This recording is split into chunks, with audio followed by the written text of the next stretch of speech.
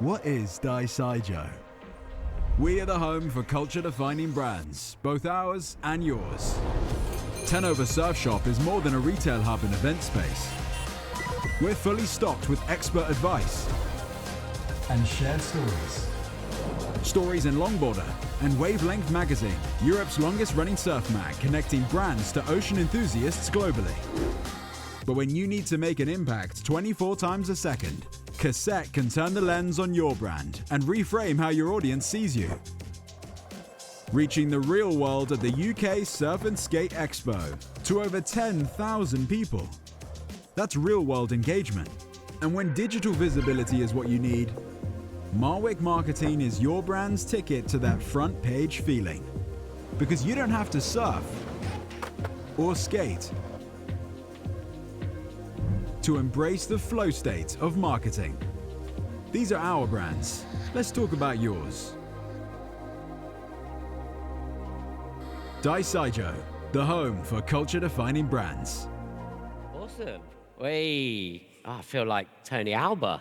Brilliant. Thank you all for coming and disrupting your Sunday morning to hopefully get some nuggets of info on careers in the surf industry by all of these guys here. I'm Max Hepworth-Povey. I work for the Ticket to Ride group, and I also somehow have managed to become a director of the surf camp in Sri Lanka, but that story can be saved for a beer later, maybe at the bar. But I'm joined by a really cool group of people who have also managed to forge careers within a notoriously underpaid industry. So hopefully we'll find out about how they've made it happen and all of that kind of stuff. We'll delve into their stories, and then at the end there'll be a little Q&A for all 5 of you to ask some questions, right? So yeah, we're joined by Pete Abel, owner of King Surf, also the king of Morgan Porth. Alana Brown, who runs Gather and Glide, a retreat company based in the UK. Stephen Stone, who owns and runs Surfboards UK. Lucy Theobald, who has managed to become basically the GM of Ticket to Ride and like my boss. And Rob Abrams, who is the campaign manager of Surfers Against Sewage. So an eclectic group, and yeah, we will start by, we're going to start by like exploring the industry. So we've got, various different careers made here. Firstly, we'll go to Pete. So, coming from failed GCSEs, we both got a third for our degree. How do you go from that to then owning and running probably the most popular and successful surf school in Cornwall? Oh, thanks, Max. I think, when you walk into a sweet shop and there isn't much choice, it's quite easy to decide what you're going to have. And, failing my GCSEs and then not being allowed to do AS levels and then finding a national diploma in leisure and tourism and water sports management. And that sort of steered me into this industry. And then I wanted to go to uni because I didn't want to get a job. So I had to go and do a HND in activity, leisure and tourism management, and then eventually surf tourism management in Swansea. And then I started working at a surf school, decided this is definitely what I want to do at the moment. And then I got so into it that I couldn't leave. And I ended up moving to Cornwall. And then got lucky, worked really hard at King Surf, showed a lot of passion, did the best job I possibly could do. I think that's probably the most important thing, is that if you're working as hard as you can and you want to be the best and you're giving it back, you get recognized eventually. And then I got the lucky opportunity to buy King Surf, which was difficult at 22. Got a bank loan, pay some interest on it. And then, that was my journey. But I think just maybe not having any GCSEs did me a favor, because I blatantly got ADHD or something, and unacademic. There's no way I'm going to sit behind an office screen because I'd rather go to prison. So, surf industry, I was sort of pushed into it and led into it, and now trainer assessor, just created the surf progression course with Surfing England. So, yeah, things are going well at the moment. Interesting. So there was a little bit of failed traditional education, but then also you went down the HND, more vocational route. Did that help you, or was it you worked for the surf school, worked really hard, saved up some cash, got a bank loan, and then managed to buy the surf school?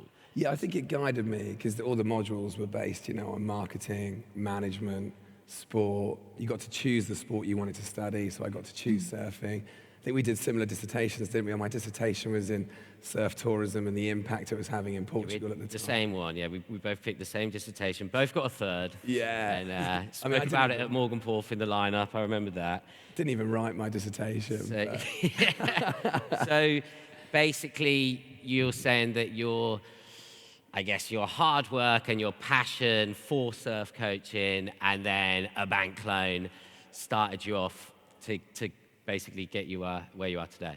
Yeah, and I think that's an important message for anyone that got their GCSE results this summer and didn't do very well. It doesn't mean that much. You don't, as long as you find something in life that you really, really have a love for, and you end up dedicating a lot of time to it, you should be able to turn your passion into a career.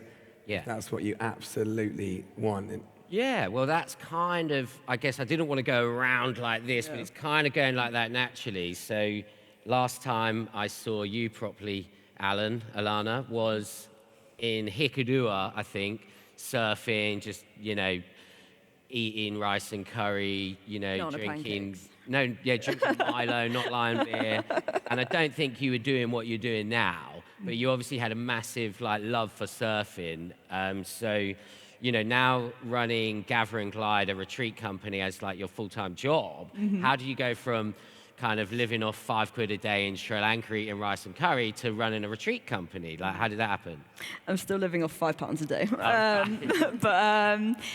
I've just always been such a frother, and going back to what Pete was saying, when you're really passionate about something, I think, you just find and go down that path naturally, and surround yourself with people that are doing similar things. I've done a few lessons for yourself, and just being surrounded by people that are also equally as passionate about it and driven, and just seeing what they've achieved. And then it's wow, this is what I want to do long term, and just give back to surfing and try and inspire and empower people as best I can. And, I really feed off that, and I love watching it. So, yeah.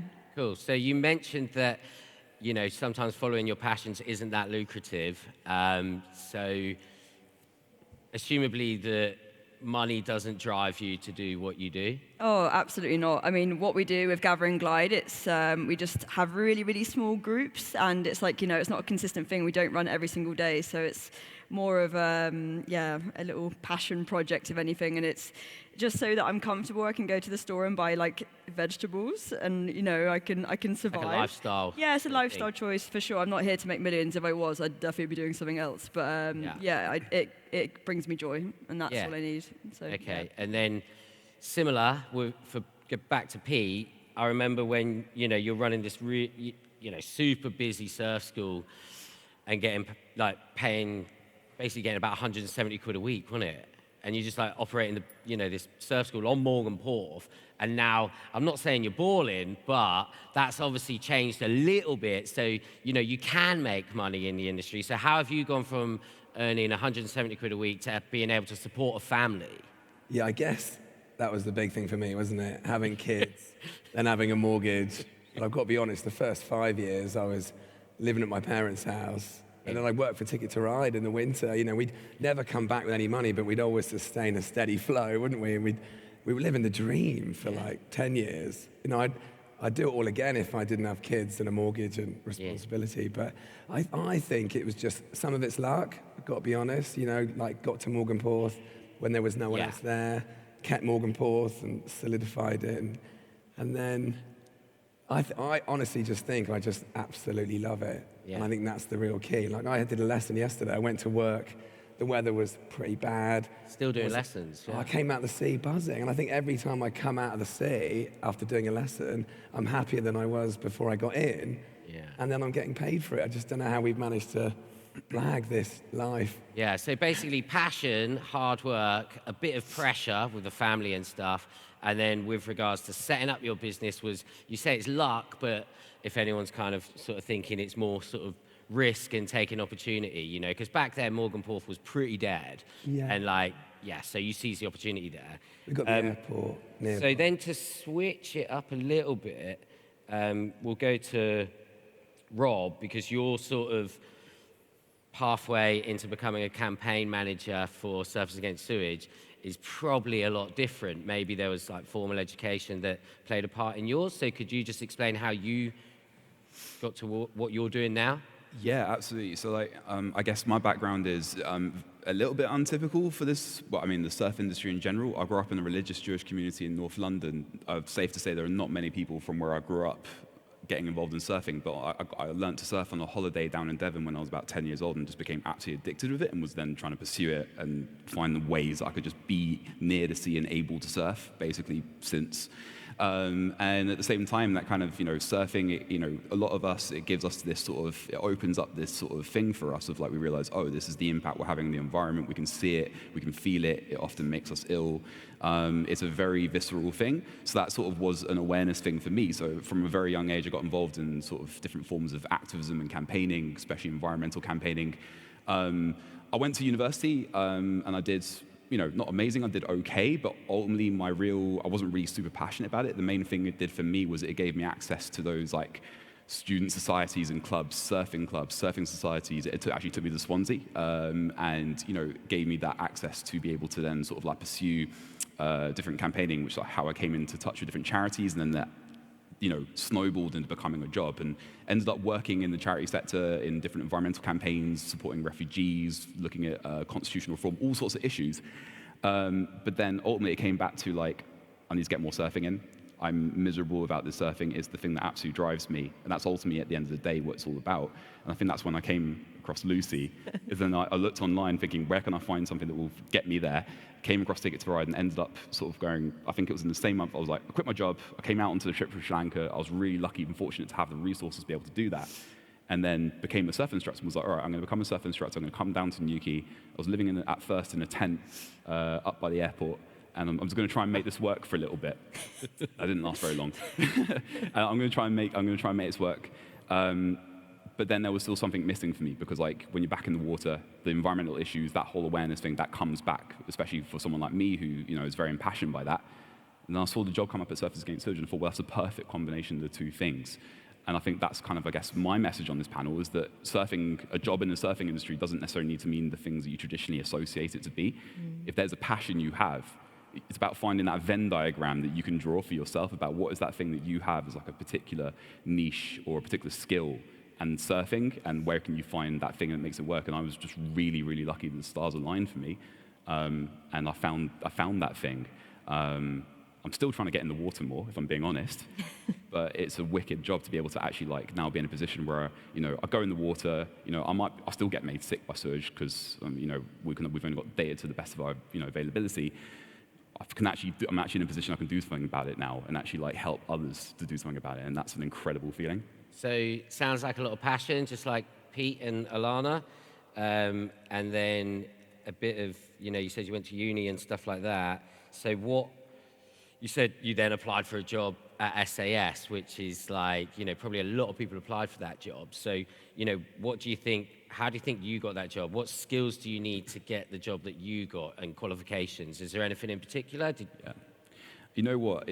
I actually think the main thing, might sound a bit crass and cliche, but I think the main thing wasn't even like a serious formal qualification. I actually think the thing I've always been passionate about is actually on the ground grassroots community organizing. It's being able to get out into communities and actually talk to people, do that story sharing, relate to people. And I think it was that thing that also made me actually really enjoy surf coaching as well, because every time you teach a surf lesson, you meet someone else, you find another reason about what's brought them there, you hear this backstory, you hear this thing. I think my first paid lesson were twin sisters who were celebrating their 67th birthday, and they both turned up like, neither of us particularly fit or healthy, I don't think we're going to get them, we're not going to stand up. But then you get into their reason and their rationale for why they want to be able to do this. Had them both standing up by the end of the lesson, very proud of that, just side note. But yeah, it's that same ability. You've got to be, that's what makes, in my opinion, that's what makes a good campaigner.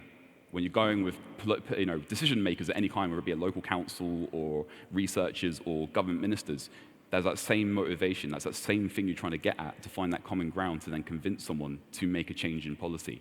So, I actually think, in a weird way, becoming a surf instructor may be a better campaigner. Cool. So clearly a lot of passion.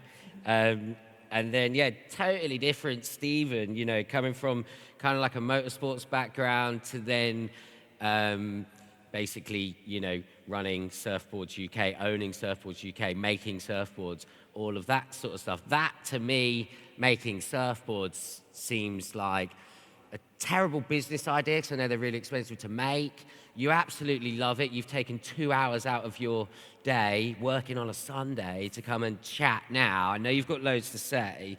So how have you gone from that to basically running a surfboard shaping company? Yeah, so it's actually my dad that was sort of transitioned from the motorsport side of things. I was actually an electrician before this, and echoing sort of what everyone else has sort of said, where it was a little bit of luck and opportunity followed by a lot of hard work. And I think what was interesting, that sort of different from everyone else's approach, I didn't really discover it as a passion until I started doing it.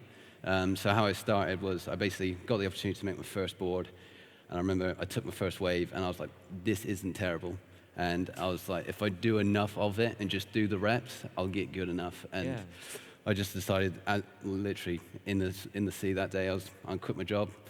2 weeks later, sort of went all in, just had a bunch of savings at the time, so just threw everything at it. I was like, I'll give it 6 months, see how it goes. And from day one, I just instantly obsessed. And it's just completely changed my life, and it's my whole life now. Okay, cool. And then, so there's a little bit of a common theme, as in, like, if you are setting up a company, there is that little bit of savings or a bank loan or something like that. I had a similar thing. But then, we'll go to Lucy. So you went from studying law, that was going to be a very different path, to then going on kind of like a gap year surf trip, to now being the GM of Ticket to Ride. Like, how did that happen? I definitely feel like, compared to maybe some other people, I always sort of saw surfing as a hobby, and I thought, this is something I love to do. I'm just going to live in Cornwall, do it on the side, and I was initially like applying to law firms and stuff in the south to try and, sort of balance that sort of passion with what I thought would be like a sensible career choice. But without being a bit cliche, whilst I was at university, I had like a really serious accident where I was like pretty lucky to make it through the other side, and it like definitely made me stop for a moment and sort of reevaluate what I think my priorities were, and it's worn off. Burbage reached I know, out to you as well, Burbage, I basically broke my pelvis really, really badly and was in a wheelchair for a while, and I kind of, I mean, that's sort of that live every day like it's your last is definitely worn off, but it was there for a time, and that was what kind of struck me and like encouraged me to maybe like sort of take a risk again and do something that wasn't the obvious path for me at the time. So yeah, I did finish university, and then like you said, I basically had money saved up to go traveling. I wanted to surf travel, but I could surf, but like the idea of going to Indonesia or somewhere like that on my own and surfing was a bit daunting, so I ended up going away with Ticket to Ride. And basically had a brilliant time. I went to the Philippines for 3 weeks, met friends that I'm still friends with now, and applied to work for Ticket to Ride as soon as I got back from the trip. And I had a job that I was meant to be starting, and I called them and said I wasn't going to start. And I took like a very low-paid internship with Ticket to Ride for 3 months, moved everything to Exeter. I didn't know anyone when I moved there, and just sort of really found my people, And that was back in 2019. Met Max. And did the internship, and then they kept me on after that. I was doing sales and selling holidays. And then I got to go work on the trip, and I'd had my surf instructor qualification, and now 6 years later.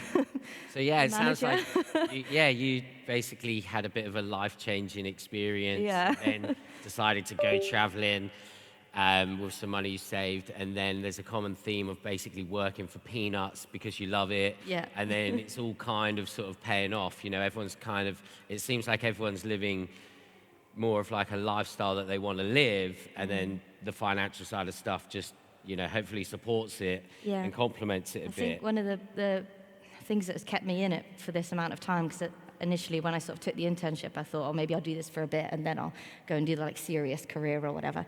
But actually, I think it was like a lot of the people and friends I made, and I think just not just within Ticket Tribe, but all the customers that come on trips or just other friends I've met from working at surf schools. I've worked at a few other surf schools and stuff, and just like, I couldn't then leave. I didn't want to give it up. Like, I just really loved the people I worked with every day, and yeah, then I just sort of Basically stayed. just me and you. Yeah, me and Max getting on really well. So yeah, now I'm still here and really enjoying it.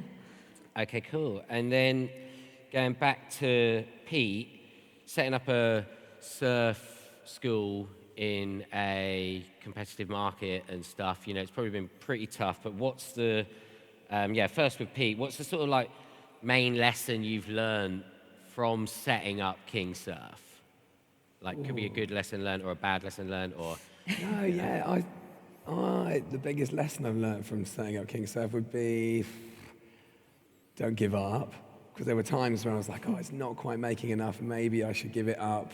And then, I don't know, and solidifying it, making sure no one can take it away from you. You know, I've got licenses in place, and then looking to the future.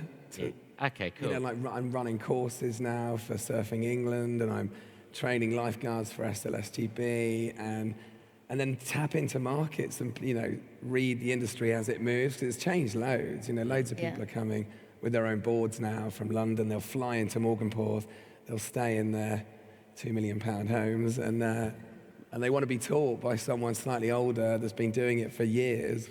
And so, like, you know, there's a niche for coaches that are more than just the basic level one now. Like Alana, you know, you do camps all the time, and I think there's hardly any of us. There's probably only like 20 coaches that are old enough and have been doing it long enough to be able to offer that type of progressive surf lesson. So that's like a big thing for me now is... Be tenacious, stick at it. That's the lesson learned. And Alana, like, what's the biggest lesson you've learned setting up your own company? Probably self-care and time management, because I think it's really easy to, like, I don't know, become a workaholic and like you're so driven and want it so much that you just, don't know, can spend 14 hours on a laptop, you know, and the work never ends. So it's been really a lesson in prioritizing time for myself and like learning when to go, no, shut the lid, flight mode, stop, go enjoy yourself. So that's been a really big learning curve over the last few years. So yeah. So what about when I had a surf school, I didn't know what a bookkeeper was, and when I went to go do my annual finance stuff, I asked the accountant, I said, right, have you done the annual accounts? And he was like, no, Max. I was like, well, are you going to do it? And he was like, well, I'm waiting for your bookkeeper to give me the bookkeeper. And I was like, I thought you were the bookkeeper. So like, I learned a bit of a lesson there, because we had to sit through pages of printed out bank statements, and I had to tell him exactly what that was. So I learned. Actually, I didn't learn my lesson, because I did the same thing the next year, because it was cheaper than doing the bookkeeping, to get him to just like do it. I think it cost like $2,500. I was like, that's definitely cheaper. But, you know, are there any financial lessons you guys have learned? Have you spanked a load of cash on stupid stuff, or had fines? I've been sensible. Yeah, I know some surf schools have bought electric bikes and they've got, you know, those giant SUPs that never really took off and things. I've kept it quite small, and I've been quite niche, and I'm just surfing only. I think there's something to be said for doing one thing really well. And like, I think at Ticket to Ride, we have in the past run so many different trips a bit before my time in so many different places, and now we've really kind of tried to streamline on a few things and do those few things really well, and I think that's actually kind of paying off for us. And I think the same can be said for, I mean, Stephen, you've obviously managed to like create a niche in like a very saturated surfboard market by identifying one thing that you guys are going to do really well. Absolutely. Yeah, it's tricky finding that niche, but then just building it and developing it over the years. And like these guys were saying, it's just patience, time, hard work, and it's not going to happen overnight, but enough time, enough dedication, enough innovation, and just tweaking little things and keep pushing. And yeah, so that innovation. So yeah, where do you see innovation in your sort of industry, surfboard shaping? Like, where do you see innovation coming there? Yeah, what are you guys working on? Yeah, we've got a couple of things. We've just discovered sort of developing a new construction technique that we're working on now.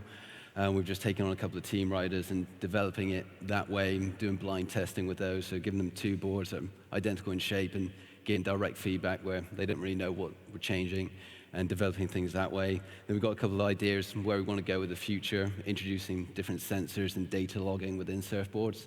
And even with AI, it'll be interesting to see how AI plays a part. I'm designing a board at the moment. I started sort of 5 years ago where I was designing a board using like a whole bunch of formulas and stuff, but the math got too complicated, it was too time consuming. So now with AI, I can revisit that and sort of utilize that. So it'll be interesting to see how it goes. Cool. So I guess you've led us on to the next little part of the talk, which would be the future. Yeah. So where do you see? Well, actually, let's move to Alana again. So again, another quite saturated market, the retreat sort of industry. Where do you see the future of these retreats that you're running and stuff like that? Are you going to focus solely on something, or?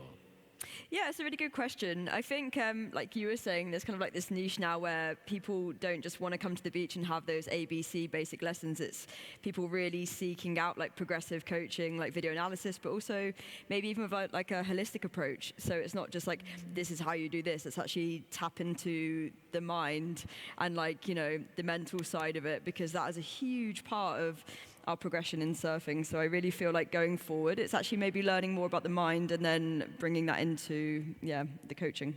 So if any aspiring competitors of yours want to set up a thing, they should maybe look into the mental health side of retreats and all of that sort of stuff.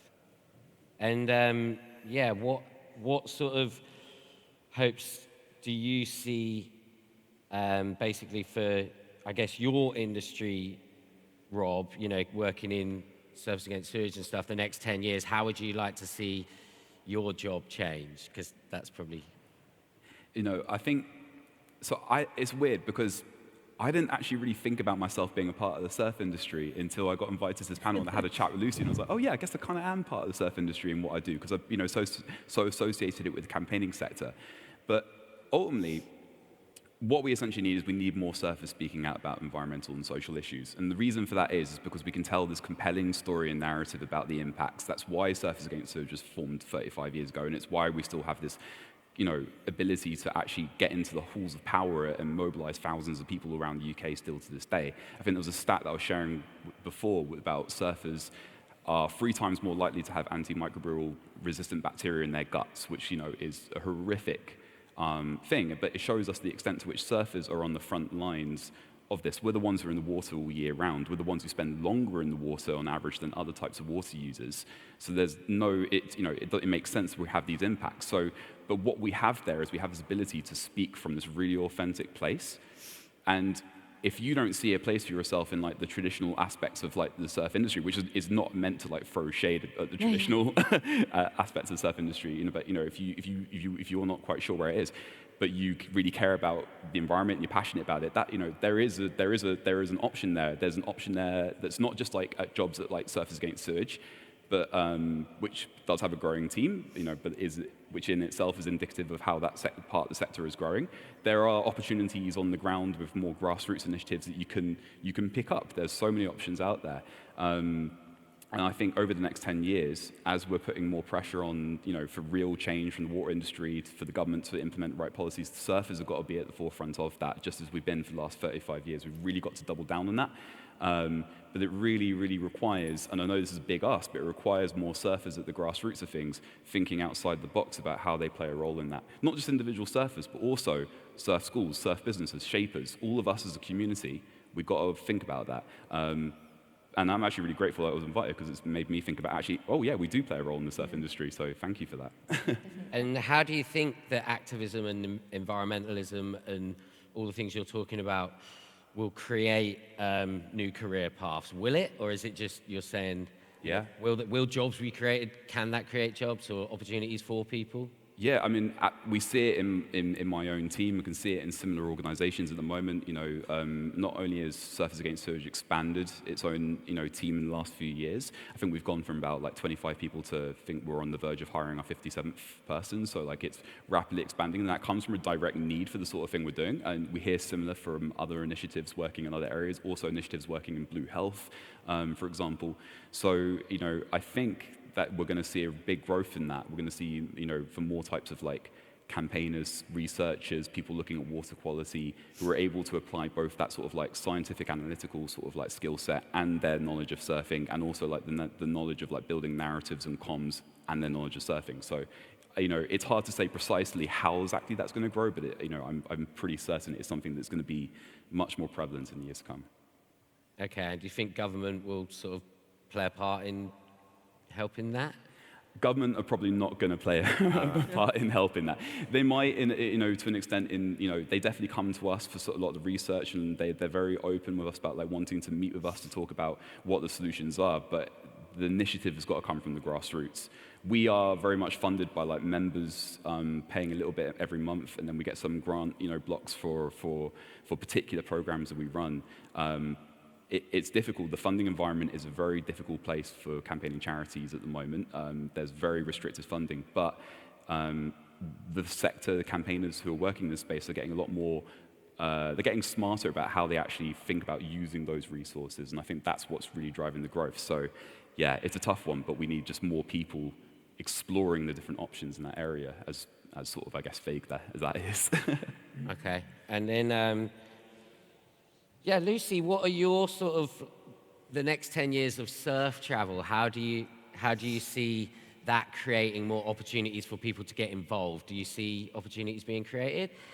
Yeah, it's quite a hard one because I think if anything, I think it's a good thing, but I think industries that work in surf travel like we do, I think there is a growing awareness of the impact you're having in the countries in which you're operating. So I actually think the area for growth should be, say we're operating in Sri Lanka or whatever, and this is something I know we're trying hard to do, is to really be integrating more into the actual community in which you're operating. So I think if anything, it could actually be creating more jobs and employment for people locally in the countries in which these surf experiences are being run, and whether it's, partnering with local businesses, obviously employing local people, assessing the impact that you're having, trying to give back to the places that you're working in, and not just being extractive tourism, and actually trying to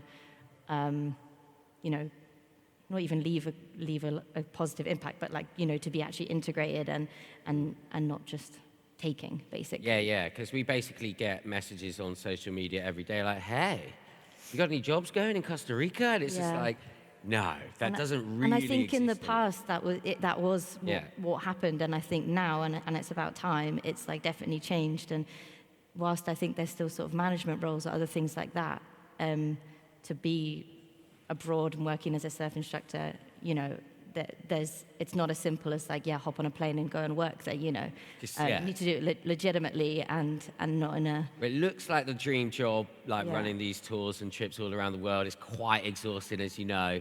But, I mean, there is a bit of a dream element to it. And obviously everyone wants to do it until they realize it's absolutely exhausting. But where do you think the opportunities actually are for someone who does want to run a surf thing in Sri Lanka or a surfing in Costa Rica, all these tropical paradises? Because you can't just message on Instagram and say, hey, you got any jobs going? And say, how can people live that dream? I think just starting off by getting your surf instructor qualification, obviously, I mean, you can get that in the UK, loads of places do it, or you can get it abroad and overseas. And I think that's just such a good in. This UK surf industry is quite small, and sort of a lot of people know a lot of people. So I think if you get your surf instructor job, start working hard, doing a good job, exactly like what Pete and Alana said. I think because the opportunities are quite few and far between, if you get one, you've got to, impress and do a really good job at it and just try really hard. And then I think, then opportunities kind of come from there. You hear of, because it is quite a small network and stuff, you can kind of hear about opportunities through friends or people like that. And just put yourself forward and take a couple of risks. If the opportunity's there, you just got to take it. Yeah, so get your qualifications so you're all legit, and then go out there and take some risks, basically. Yeah, I think so.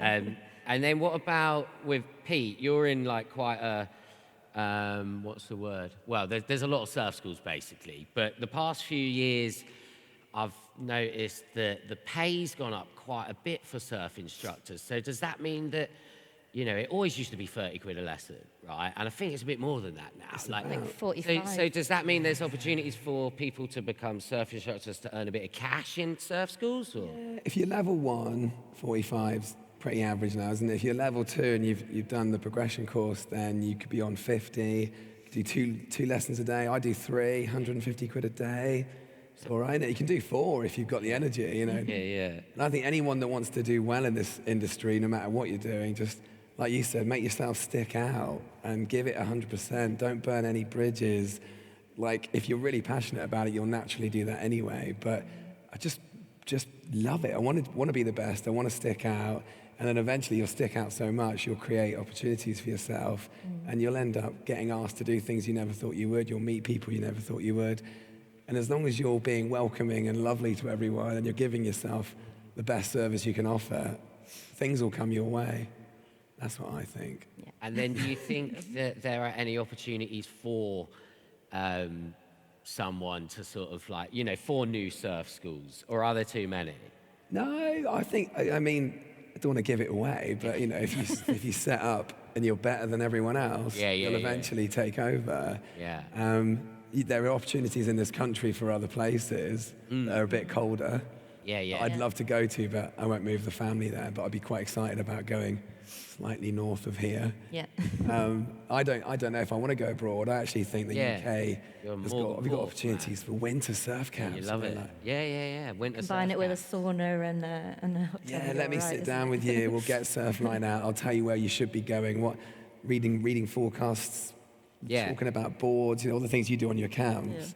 I'm getting You guys are the only ones doing stuff in the winter, aren't you? Really? Like, you still cracking on in the winter a bit? If I don't run away. Yeah. So maybe that winter stuff. But what do you think? Yeah, what opportunities are there for not young people, anyone to sort of set up retreats? Do you think go down that wellness road and? I think so. I think there's a lot of, especially since COVID, there's so much more awareness about the importance of our mental health. And obviously, like, surfing has really been recognized in how incredible it is for our mental health. So I feel like the way that people view surfing now is very different to how it used to be. It used to be like, yeah, see you at 5 a.m. Sailor's dance floor, woo, like. And now it's more like people are like hitting the gym and taking it really seriously, and it's really nice to see. So I think, like the wellness side and like combining forces with that, and not just surfing and yoga. There's so many other things, you know, in the holistic world that, can go really well with it, match up really well. And another very competitive industry is obviously surfboard shaping. Like, there's so many different shapers out there, all really trying to cut their teeth in the industry. Do you think that there's too many surfboard shapers in the UK, or is there space for some new guys or girls to do stuff? Like, where are the opportunities within shaping surfboards, or I don't know, ding repair or whatever? Yeah. There's always going to be the opportunities, and like, what's your name again? There we go.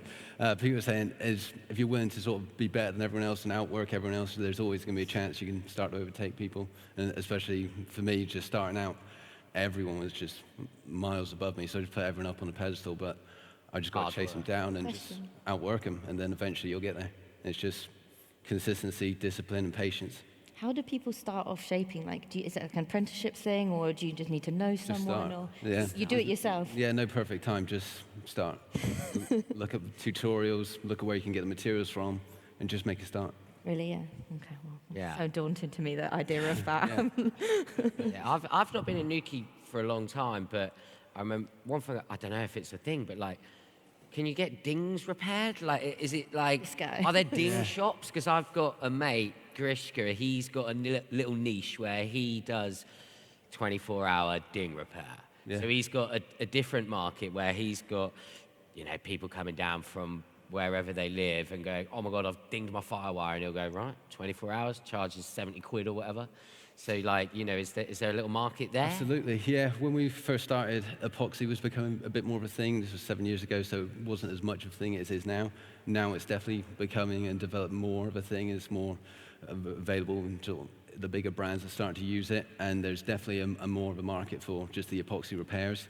And that was something that we've just naturally picked up, where because we went all in on epoxy and that's all we do, people just sort of started recommending us to do the repair work, and that repair work has sort of just steadily increased over the years, and there's definitely more of a market for that as well.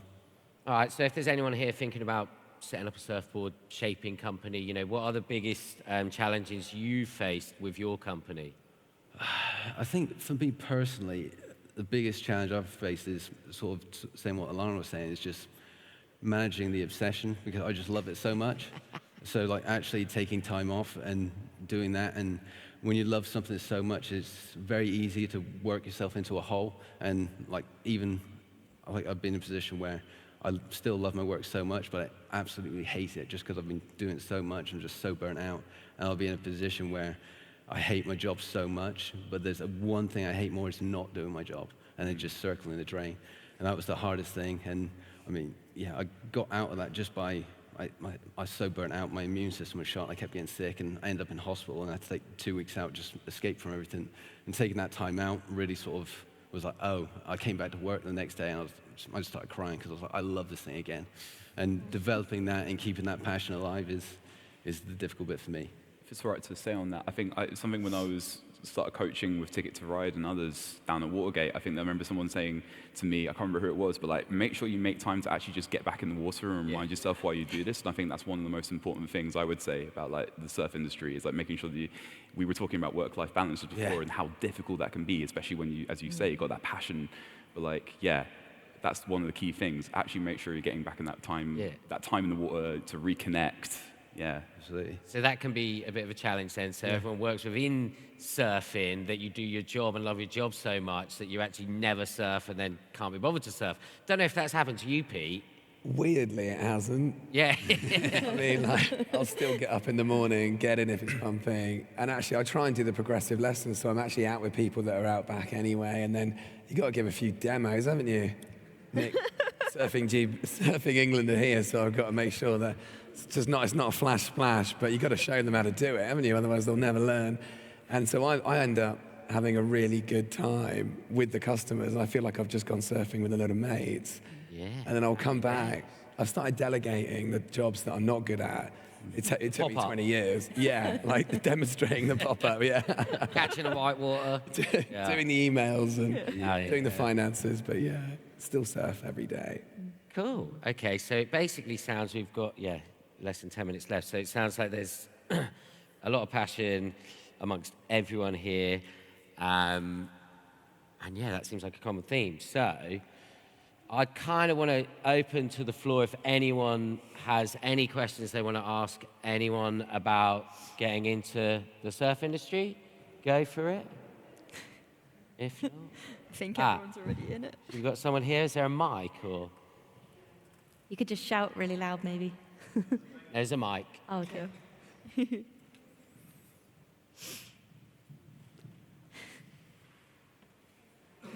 Is it working? Thanks, guys. Really insightful talk. I have a question to you, the shaper. Sorry, I missed your name. Yeah, Stephen. Stephen, lovely. Or you briefly touched on this topic of AI and where the future of boards are going, really, surfboards. And it just tickled my fancy. Like, is it existing already? Like, people put chips in the boards, and do they track performance, or is there anything like that in the? There's a couple of things available, like I know, like Ripcord of the watch, and there's a couple of little things that people sort of attach onto boards, and something where we're looking to develop it is to put sort of sensors within the board, so like a flex sensor, so you see how much the board moves in certain conditions, as well as sort of GPS, so we can, an accelerometer and that sort of thing, so we can analyze, like we work with a surf coach and analyze with a surf coach and say, okay, look, you're doing this and the board's doing this, so maybe we can tweak the board design to suit that and see how it sort of works, progressing with surfing and progressing the board design as well. Thank you. Yeah, no problem at all. Cool. Mm-hmm. Anyone else? Yeah. Got to get into the question. Thanks very much. It's absolutely fascinating. Question for everyone. Any advice for those people getting into careers in the surf industry that are perhaps starting to dabble with it part-time, managing maybe other part-time responsibilities, maybe thinking about Northern Hemisphere, Southern Hemisphere, year-round work, kind of looking at those transitions and how to make all that good stuff work for them, passion, hard work, balancing everything, and make to ultimately have a long-term career and get where you guys are, I guess. So the question was, any advice on how to get that? Yeah, advice on Northern kinda- Hemisphere. Yeah. Yeah, like balancing part-time jobs, multiple part-time jobs. So a lot of people we come across are doing that, working in the surf industry alongside managing Yeah. a job outside the industry. So yeah, I'll just respond to that one, like, because I firmly believe, like, I've had a job since I was 13, and even when I had whatever going on and a surf school and all of that, I had a side hustle. Do you know what I mean? You can't rely on living the dream to pay your bills or whatever. So I remember when I had a surf school, living the dream, got a surf school. I had 30 quid, like, one week, and it was just like, but I had my little side hustle. So I think to follow your passion, you also need to be able to fund it until it can pay you, if you know what I mean. So if you did want to set up a tour in wherever it is, you know, you need to be able to fund that first, and then that one might not make any money, and then the one after that might break even, and then the one after that might make a little bit of money, and then go from there. But don't rely on your passion to make you money, basically. I don't know if anyone else wants to say anything. Oh, sorry. Rob? I also think there's like a thing about like not rushing. You know, it's about making sure that, because, you know, there's so much that could go wrong. I mean, there's also so much that could go right, but like, I don't know, personally, I can be a bit risk averse. I mean, I did take some risks in sort of like deciding to quit, become a surf instructor, then ending up where I am. And there's a certain degree of like just chance of how I got into my role, but, you know, something I started to do. I started thinking about like this whole, you know, moving away, doing something completely different, like quite well in advance of when I actually did it. For me, it was just sitting down and actually just writing stuff down, creating these crazy mind maps of like trying to piece things together where things could fit. I ended up creating like a spreadsheet of like, all right, how do I do this step by step, and actually like breaking it down into like really small You did a spreadsheet. things like that. I don't know what I was going to spreadsheet say, is. I think for me to try and transition from it being like a part-time seasonal job to a full-time career was, I sort of it feels like to me I had to sacrifice a few of the fun bits of the job, because initially I started off sort of surf coaching and working on our trips as a trip leader and stuff, but that's only employment for certain periods of the year. But I sort of found if I got involved in the business side of things, so starting off maybe just from like an admin point of view, like ended up, and these are all jobs I just ended up taking on, like end up doing emails, and then someone's off sick, and then I ended up doing like some finance things or some bookkeeping things or some invoicing things. And I feel just like taking on all the jobs which are like not that glamorous but actually essential to the running of a company is what's allowed me to now have a full-time job where I still get to travel a bit for work, but most of my time I am on a laptop now, but I'm still working in an industry which sort of like is something I'm really passionate about. So I think it was sort of having to be like, look, maybe I'm not running all these trips, but maybe I am doing all the behind-the-scenes stuff, but that's now enabled me to have like a full-time job, which is cool. I want to know what Max's side hustle was. Basically, yeah, so Lucy's going to be up for doing the rubbish stuff, innit? Like, 'cause the amount of meltdowns we've had with each other, like, you don't want to be doing invoices and stuff like that. No, but they got to be done, and I think Max always sort of gave me a voice which used to kind of annoy me at first. He used to say, you've got to create your own job, and I was thinking like, well, I'd have to create my own job. Why can't I just do a job and get paid for it? But I think what you're really trying to say is like, try and work yourself into a point where you're sort of indispensable because you've taken on more responsibility, and volunteering to do the things that maybe not everyone wants to do can actually pay off in the long run. I think building on that point as well, just quickly, is initially you have to make those sacrifices and sacrifice that fun thing. And I think initially, nature of the beast, you can't really have a good balance. I think you do need to go all in, develop it, build the craft, and then you can then work in that balance later. I think it's part of the parcel of you have to go all in and just really obsess and sacrifice as much as possible just to get going. And then once you're going, then you can sort of ease off a little bit. Still working on that bit. Probably got time for one more question if anyone has anything. Yes.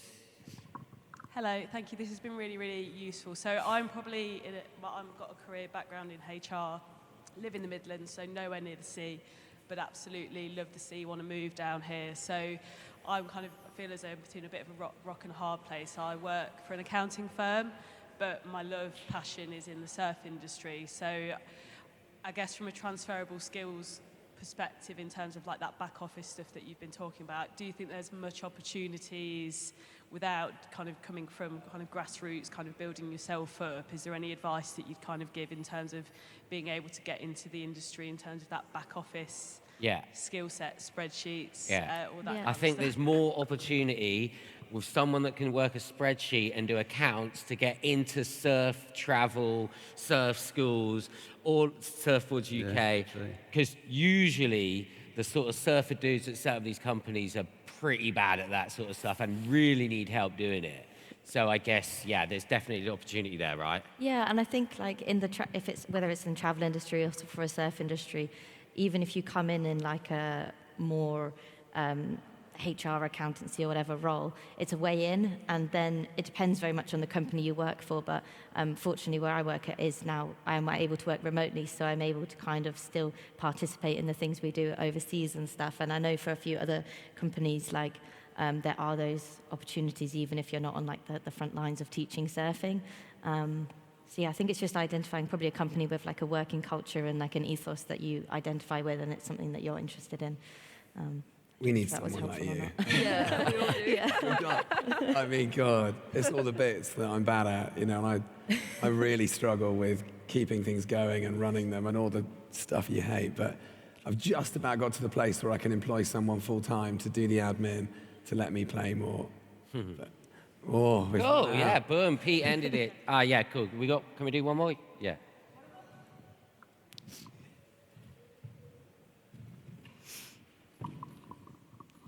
Good. Thank you so much for this. What about the intersection of surfing and technology in terms of careers? Is there any opportunity there or gaps you have you may have seen that need to be addressed in that sense? Thank you. I didn't quite. What was that? That was surf. Like Could you go a little bit louder? Sorry. Like the intersection of surfing and technology. Oh, so so the overlap between surfing and technology. Did you Yeah. say? Oh, have you got any insight on that? I mean, I can talk a little bit about that because we have a data analysis team who've been sort of instrumental in building this like app that like collates information from the water industry and the regulators in government to like basically issue alerts. And that's one way in which we do see this overlap between surfing and technology. We're in talks with other organizations all the time about how we can combine that with like other forecasting measures. And that's one way in which like things have like molded together to like try and help people stay safe. And also it acts as like this important research tool as well. But I don't know, you probably have a lot more to say on like the board side. Yeah, I think with technology, I think as a whole is making surfing a lot more accessible with like wave pools and stuff. It's becoming more accessible. New wetsuits and technology, you can surf now in the winter quite comfortably. And I think it's just becoming more accessible. And with social media and stuff, you can make a career out of that side of things as well. So that's probably an area where it could build in, definitely. Yeah, we're looking at like drones that would fly above you for half an hour, and then you get out, you replay the footage back to your customer and analyze them from that perspective. And there are follow me cameras now that you can put up on the beach and be followed, so then you can go through the footage. You have to pay someone to do it. And then the wave pools are just insane, aren't they? For coaching, it's one of the best advancements I've seen. So, but then AI is going to come and do some things, aren't they? And I mean, there might be a point where you get the drone to follow you, you just send it up, you leave it lasts for half an hour, you get back out, and then AI will critically analyze all your mistakes. And then that would be bad for me, but it would be good. Yeah, I think technology is making it more comfortable for people to surf, making it in wetsuits and stuff, making it more people able to surf with wave pools and stuff like that, and making it easier to get good coaching. So all the technology is probably encouraging more surfers, which is making the industry grow, creating more opportunities. So yeah, it's all happening. But I think that's it, because someone else has got to talk now. So thank you all for coming on this Sunday morning. Hope that was helpful. And we're around if you want to catch up. We'll be having a coffee and a beer in an hour. Right? At the same time. Thanks. Well done.